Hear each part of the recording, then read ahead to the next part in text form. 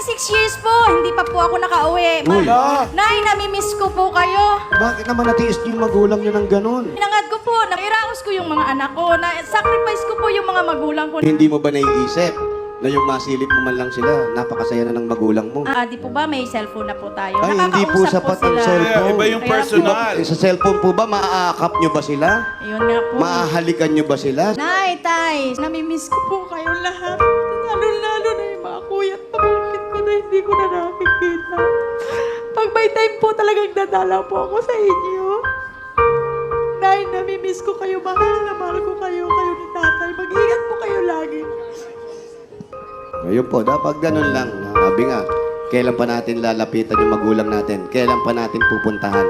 Pag nakahiga na, hindi niya na maririnig yung salita, mahal ko kayo. So hanggat buhay ang mga magulang natin, paramdam natin sa kanila yung kabutihan na binigay sa atin.